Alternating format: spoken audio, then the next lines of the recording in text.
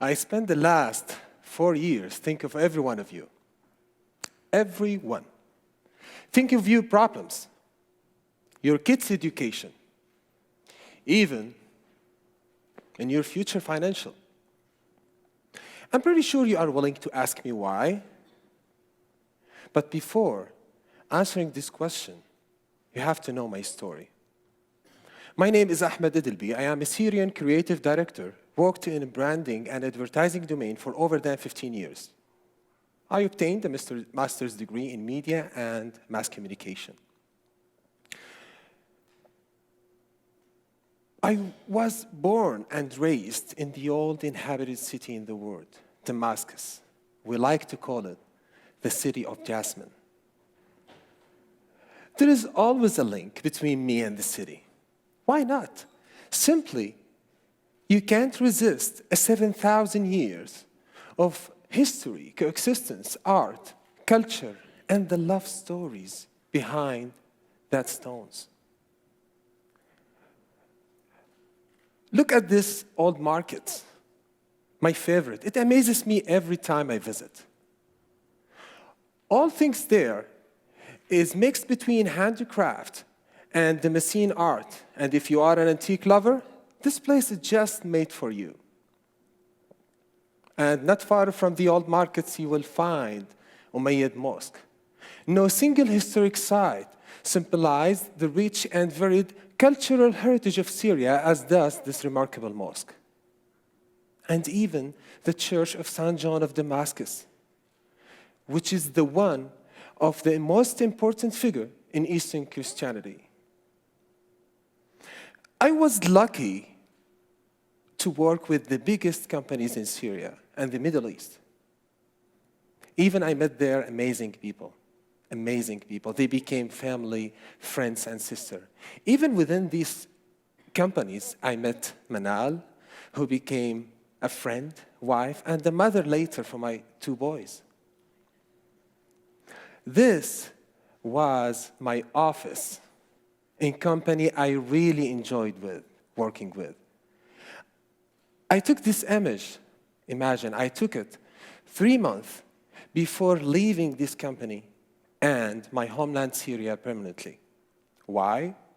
Because in 2011, the Syrian uprising has been already started in all Syrian cities, especially in the area where I live, and which stepped up the military operations there.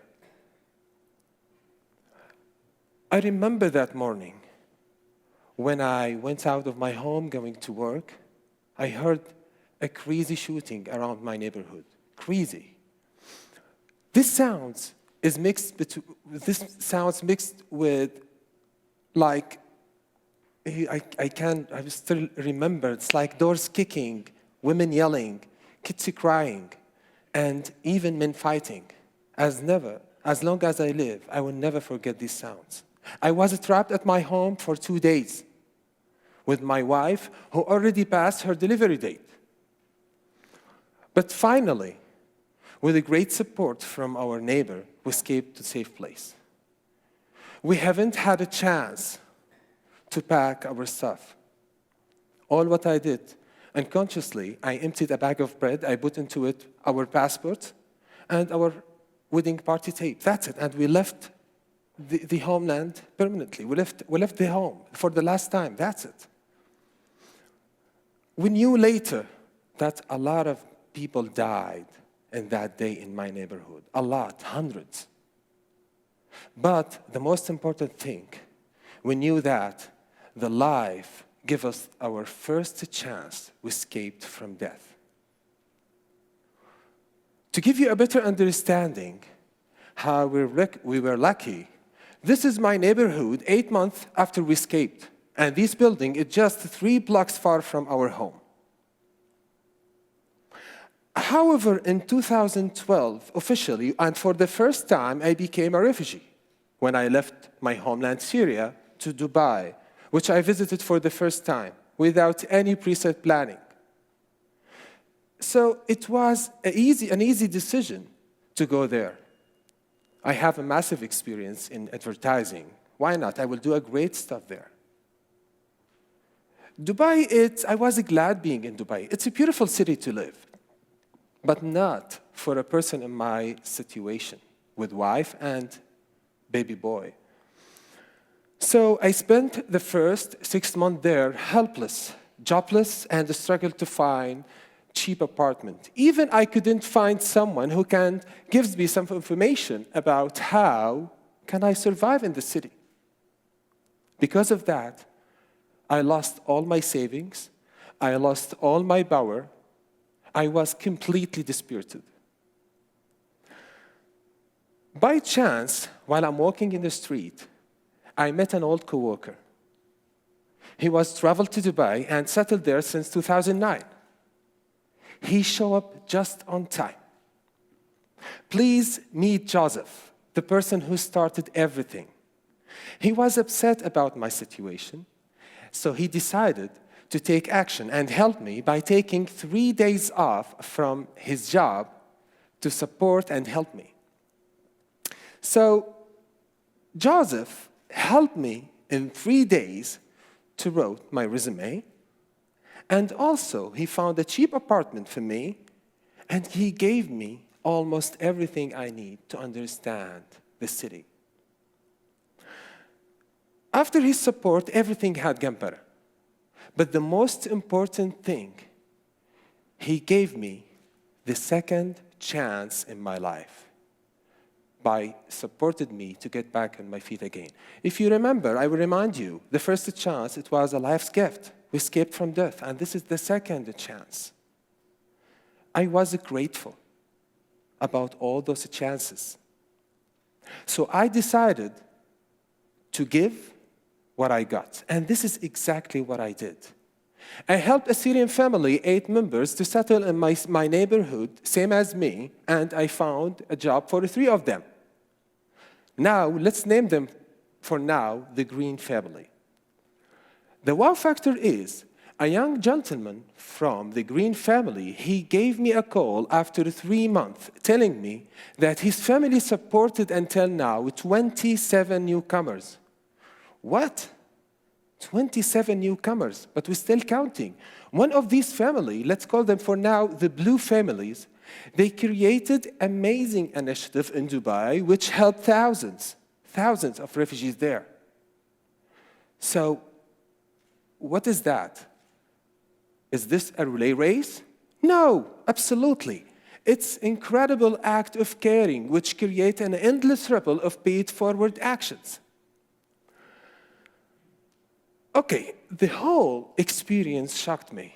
It's happened fast. And a lot of questions that time jumped to my mind. How can I keep the ball rolling? I need to replicate it. How can I keep the ball rolling? So I decided to create a model to let refugees help each other by using the model of pay it forward. Let me explain it for you. To be able to create a perfect pay-it-forward cycle, you need 4 main elements. The first one, you need a person like my friend Joseph. Those people, we call them the first generation, because always they start the action by helping people like me, and we call those people the second generation. Now, as soon as the second generation got the support from the first generation, they have to pay it forward to people, we call them the third generation. Now, the third generation is the most important ring in this chain, because usually the first and the second, they are individuals like me and Joseph. But the third generation, they are often a group of people, like families. So their reaction to the fourth generation, it always comes with a huge impact. From my experience in this model for the past 4 years, there is a 60% chance to close the cycle, which means someone from the fourth generation give back the support to the original source, which means the person who was in the first generation. I start this model by looking for the first generation. I did that by asking all Syrian expats who already settled abroad to start supporting refugees and the newcomer in their areas. Of course, many of them mocked me at the beginning when I pitched them the idea. Come on, go and help yourself before helping others. They didn't understand the main idea of all this. But it doesn't matter. It was really hard for me to pitch the idea and to let them believe on it, because we were a self-closed society for over them for years. It was hard. But now it doesn't matter, because in the first week of launching the idea, we got 3,000 individuals who considered the first generation.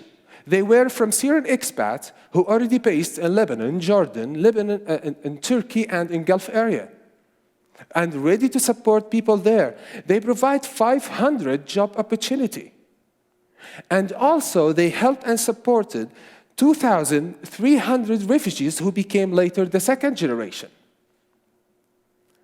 All this in 1 week. Now, let me take you to the achievement of from 2013 until the end of 2016. The model got 250,000 jobs and also 16,000 investment opportunity and more than 12,000 free accommodation and over than 4,000 business consultation and over than 300,000 answered the questions. And now, after 4 years, what I'm proud to announce to you that the model helped over than 3 million Syrian refugees with 0 funds.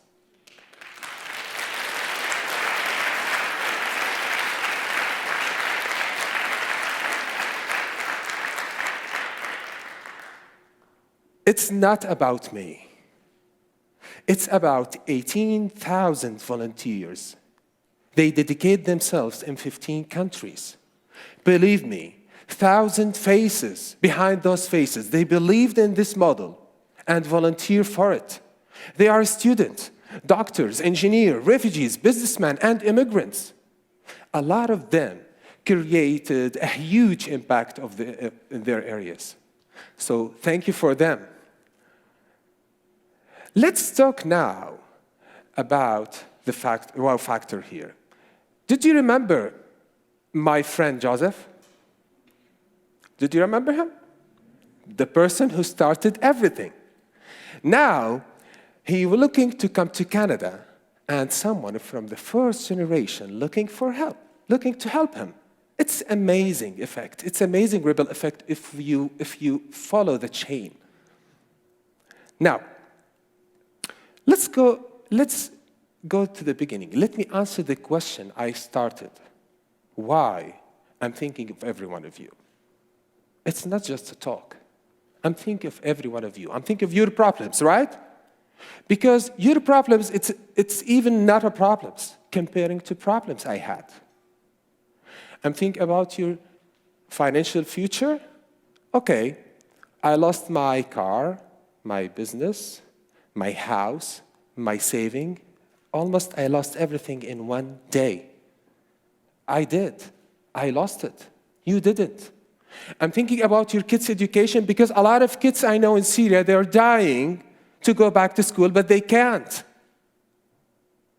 What I'm trying to say here, you already got a chance to be in the right place in the planet Earth. You got a chance to avoid the problems I had.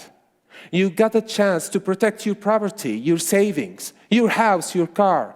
You got a chance to save your future children. You have to be grateful about all those chances. Don't underestimate all those chances. You have to be grateful and don't wait to pay it forward to create your goodwill generations. Thank you.